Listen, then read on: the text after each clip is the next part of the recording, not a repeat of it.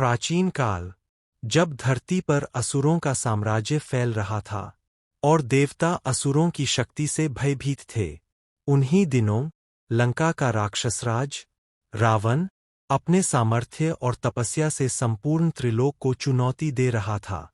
लेकिन उसकी सबसे बड़ी लालसा क्या थी? वह क्यों चाहता था कि स्वयं महादेव उसके साथ लंका में विराजमान हों? आज हम जानेंगे वह रहस्य जो अब तक करोड़ों लोगों को विस्मित करता आया है। रावण केवल एक राक्षस नहीं था, वह शिव का अनन्य भक्त भी था। उसकी भक्ति इतनी प्रबल थी कि उसने वर्षों तक हिमालय की गुफाओं में, निर्जन वनों में और तपोवनों में तपस्या की।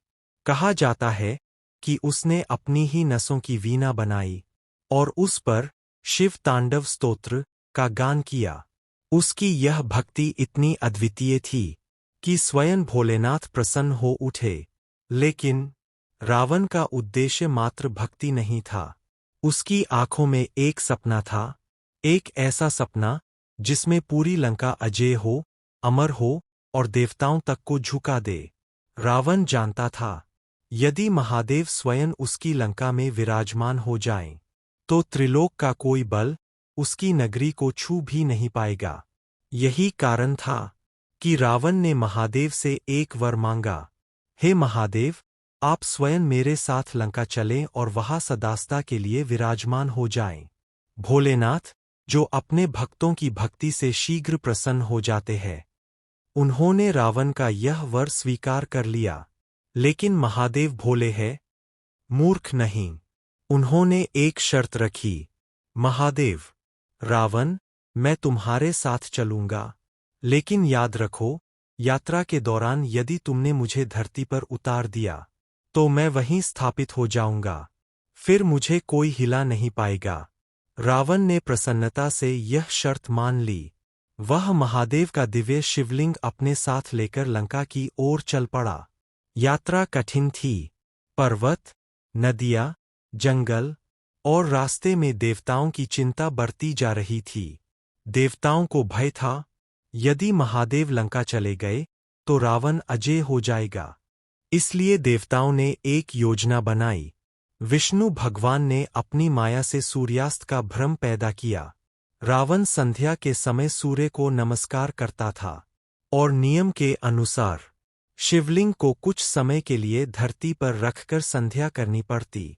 लेकिन रावण महादेव की शर्त से बंधा था, वह शिवलिंग को जमीन पर नहीं रख सकता। यही देवताओं ने गणेश जी को बालक ग्वाले का रूप देकर भेजा। गणेश ने रावण के सामने आकर कहा, हे यात्री, तुम बहुत थके हुए लगते हो। यह शिवलिंग मैं कुछ समय के लिए पकड़ लेता हूं, तुम संध्या कर लो।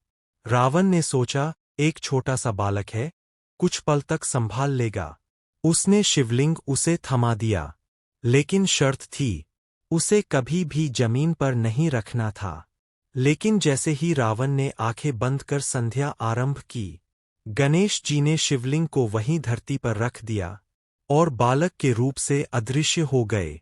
रावण ने संध्या पूरी कर आंखें खोलीं और देखा, शिवलिंग धरती पर स्थापित हो चुका था। उसने पूरी शक्ति से शिवलिंग उठाने की कोशिश की। उसकी भुजाएं कांप उठीं, धरती हिलने लगी, पर शिवलिंग तनिक भी न हिला। रावण का क्रोध भयंकर था। उसने अपने संपूर्ण बल से शिवलिंग को खींचा, यहाँ तक कि धरती की मिट्टी और चट्टानें उखड़ गईं। लेकिन महादेव की इच्छा से वह अचल रहा। वहाँ शिवलिंग स्थिर होकर विराजमान हो गया। वह स्थान आज भी गोकर्ण, कर्नाटक में महाबलेश्वर मंदिर के रूप में प्रसिद्ध है। रावण अपने जीवन का सबसे बड़ा सपना पूरा नहीं कर पाया। वह चाहता था कि महादेव लंका में विराजमान हों, लेकिन नियति को कुछ और ही मंजूर था। महादेव ने अपने भक्त को अपमानित नहीं किया, बल्कि उसकी भक्ति को अमर कर दिया। क्योंकि आज भी जब कोई भक्त गोकर्ण में दर्शन करता है, तो उसे रावण की अद्वितीय भक्ति का स्मरण होता है। तो यह था रहस्य कि रावण क्यों ले जाना चाहता था महादेव को लंका। वह चाहता था लंका को अजेय बनाना, लेकिन महादेव ने अपने ही नियम से अपनी ही शर्त से लंका को विनाश से बचा लिया। और आज भी यही कथा हमें सिखाती है, भक्ति में शक्ति है, लेकिन भक्ति में छल या अहंकार आ जाए तो स्वयं महादेव भी साथ नहीं देते। जय भोलेनाथ। हर हर महादेव।